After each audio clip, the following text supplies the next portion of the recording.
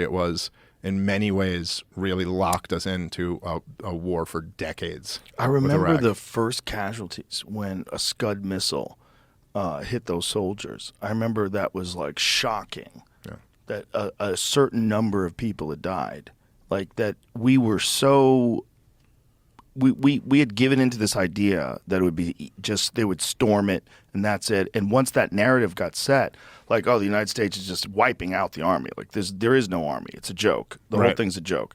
We're like, whew, no one's gonna die. And then when people did die, you're like, whoa. But then it becomes normal.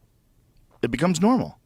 It becomes the idea of losing soldiers becomes normal. And then all these other military actions start happening. Yeah. And then 9/11 happens. And then the big ones happen. And then it becomes normal for us. And then you're not allowed to take photographs of coffins anymore. Remember those? Yeah. Oh, yeah. They didn't allow journalists to take photographs of flag-draped coffins, which is, what is that? What is that? I mean, until this Ukraine war, like the Ukraine war, you're seeing cell phone footage of war atrocities. You're seeing cell phone footage of people. I saw a guy get killed with a hammer. They killed a guy with a sledgehammer. You're seeing people get shot in foxholes at close range. You're seeing like HD footage of this stuff. The war becomes very abstract to people who haven't experienced it, I think. It's hard to even believe or wrap your head around. Like it's so hard. It's hard to even think that like in a society where we have the technology that me and you are sitting in this room and we're also speaking to like millions of people and we'll go to a shop and buy something and get lunch and then we'll go do comedy tonight and someone will be like, oh, great, Shane, but thank you very much. It's just like a civilized society that we still just have mass murder sprees where we just agree like we're gonna go, like we haven't figured out a different way to settle these disputes. It's like it's hard to actually believe. It's hard. Certainly for me, I don't think anyone's completely capable who hasn't seen it, and certainly that applies to me, of like really understanding what that is. But it's bad, and it's just like I don't know. It just I can't believe more people aren't just. Fiona Hill had, I think I talked about this last time I was on, but Fiona Hill, who she again, this is in Foreign Affairs magazine, not like Ron Paul Weekly. You know what I mean? Like, I think Ron Paul's the greatest hero ever, but I'm saying this isn't like what the kooky libertarians say, like me. This is like Fiona Hill in Foreign Affairs magazine. She was the one who reported that they had a peace deal worked out. Basically, in pencil, not in pen, but like in principle, they had a peace deal worked out, and that Boris Johnson, as a representative of the West, went over there and convinced Zelensky not to negotiate. Not to negotiate. Don't you give them 1 inch. It's like they want, and this is what it seems like for real. It seems like they want this war. They want to prolong it to bleed the Russians dry. Like, that's their plan. Damn. And you're like, Jesus, man. But why wouldn't they be that evil? I mean, why wouldn't they be that evil when they're that evil everywhere else? That's what's fucked up. It's hard for us to think that's a fact. Yeah. It's hard for us to, when you're going about your day, just hanging out in New York and fucking visiting your favorite coffee shop, it's hard to believe that you're a part of that. Yeah.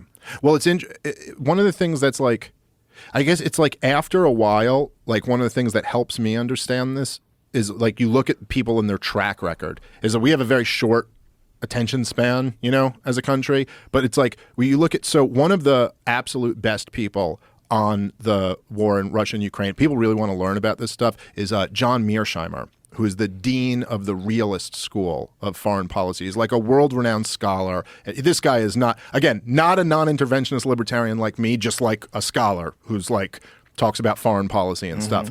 And he's written and spoken extensively about Ukraine, Russia, and he was one of the big opponents of this whole policy.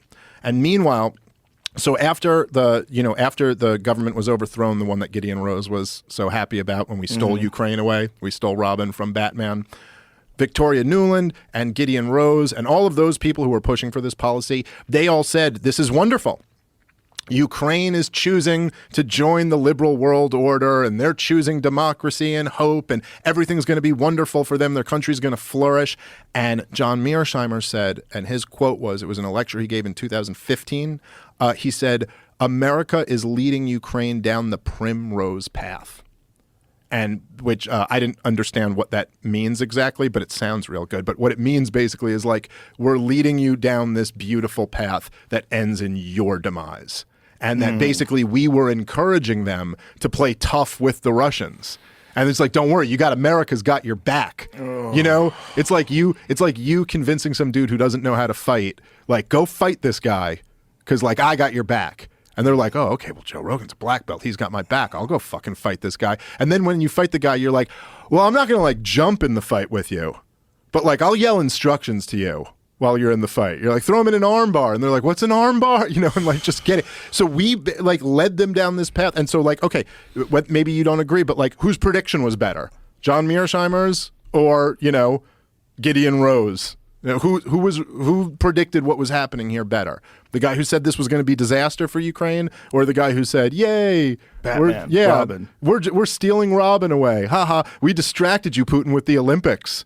It's like, oh, that distraction didn't work very well, and so it's just like it's horrible. Like, but that's one of the things that, you know, one of the things that's so interesting about this war too is like when people will defend it, I almost want to ask people, so why, if this war is so necessary, or it's so necessary for us to arm them, why shouldn't we intervene militarily?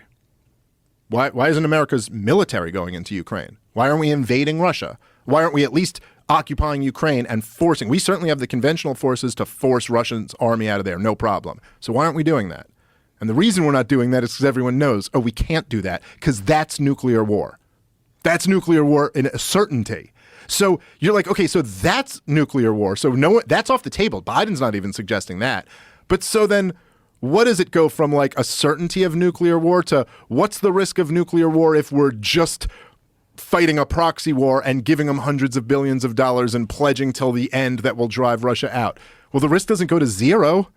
You know what I mean? It goes to something maybe less, but it's still something. But so it's we're still not terrifying. Still